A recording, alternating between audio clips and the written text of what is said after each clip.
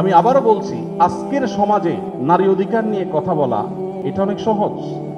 নারী অধিকার নিয়ে কথা বলা মানুষগুলোর জন্মেরও বহু বছর আগে প্রিয় নবী সাল্লাল্লাহু আলাইহি সাল্লাম শুধু নারী অধিকার নিয়ে কথা বলেন নাই, জীবন্ত কবরস্থ করা হতো যেখানে কন্যা সন্তানকে, সেই জায়গা থেকে তুলে নারীকে সবচেয়ে সম্মানের সর্বোচ্চ আসনে বসিয়ে তারপর তিনি দুনিয়া থেকে গেছে।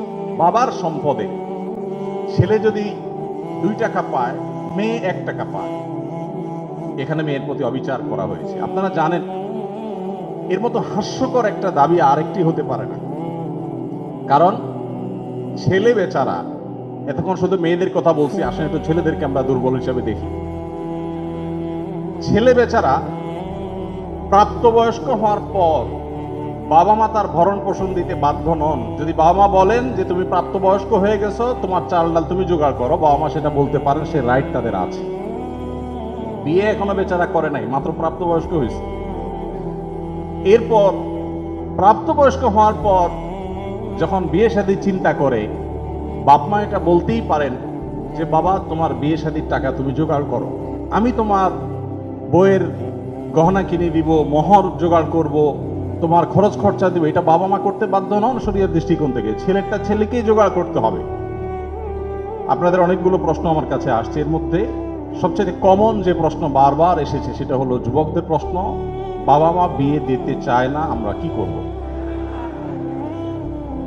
আমি সে প্রশ্ন উত্তরে যেতে পারবো কিনা জানি না, তবে তরুণদের এই আহাজারে আমাকে খুব কষ্ট দেয়। কারণ আমি খুব বেশি বয়সে বিয়ে করিনি, আমি এখন নানা হয়েছি, আপনারা অনেকে জানেন। আমার এই বয়সে আমি নানা হয়েছি, এটা অনেকে শুনলে আসমান থেকে নাজিল হওয়ার উপক্রম হয় যে কিভাবে সম্ভব। তো আমি বলি, আমি আমার সংসার জীবন গোছানো শেষ, আমি এবং আমার মিসেস সহ বাকি জীবন আরামের সাথে দেশ বিদেশ যদি ঘুরেও বেড়াই, আল্লাহ বিল্লাহ করে বাকি জীবন কাটিয়ে দিই, আমার কোনো টেনশন নাই, কারণ আমার সংসারের সব সেট আপ করা শেষ। সে সমস্ত মানুষদেরকে দেখে আমার করুণা হয়, মায়া হয়, যারা আর্লি ম্যারেজকে দোষণীয় মনে করে, তারা অনেক বেশি দেরি করে তথাকথিত নিজের পায়ে দাঁড়ানোর কথা বলে 30-35 পার হওয়ার পর বিবাহ শাদী করেন। এই মানুষগুলো তাদের ছেলে মেয়ে হইতে হইতে, প্রথম তো আবার ছেলে মেয়ে নেওয়া যাবে না, একটা লম্বা সময় এনজয় করতে হবে, 40-এর পর হয়ে যায় ছেলে মেয়ে হতে হতে। এরপর এই ছেলে পড়ালেখা করে গ্রাজুয়েশন করতে করতে 55-60 ছুঁই ছুঁই হয়ে যায়, ততক্ষণে সংসারের ঘানি টানতে থাকে। আল্লাহ না করুন ছেলেটা যদি অমানুষ হয়, এই বেচারা বৃদ্ধ বয়সে আর যাওয়ার কোনো উপায় নাই। আবার সন্তান তো 1টা বা 2টা বেশি নেওয়া যাবে না, তাহলে তার দুঃখের কোনো শেষ আছে? আর আমার সব কিছু কমপ্লিট। এখন ছেলে মেয়ে যদি বেশি বেতাল হয়, বেলাইন হয়, সোজা কানটা মলে দিয়ে দরজা দেখা দিতে কোনো অসুবিধা নাই। কারণ আমার সেকেন্ড, থার্ড, ফোর্থ অপশন আছে, অনেকগুলো সন্তান আছে। আর দ্বিতীয়ত আমার বয়সে এখনো অনেকখানি বাকি আছে। যাই হোক, আমি সেদিকে যাচ্ছি না। আমি যেটা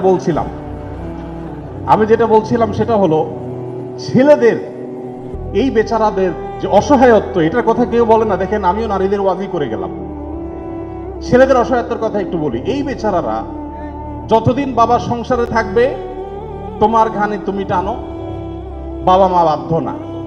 মেয়েকে কিন্তু এটা বাবা বা মা বলতে পারেন না। এরপর যখন বিয়ে হবে, বিয়ের সময় ওই যে ছেলেরা চিরকুট নিয়ে আসে, হুজুর একটু বলে দেন আমার আব্বা এখানে আছে। আমি পল্টনে একটা হোটেলের উদ্বোধনী দিনে আমার এক বন্ধু মানুষ সেখানে গেছিলাম, এক ছেলে তার বাবাকে ধরে আমার কাছে নিয়ে আসছে, এসে বলছে হুজুর আপনার অনেক ওয়াজ শুনছি, আজকে আমার বাপরে হাতের কাছে পাইছি, আমাকে বিয়ে দেন। আমি বহু বলছি, আজকে আপনি হাতে নাতে বলেন। আমি নিজের লজ্জা লাল হয়ে গেলাম যে ছেলে কি বেহায়ার মতো কথা।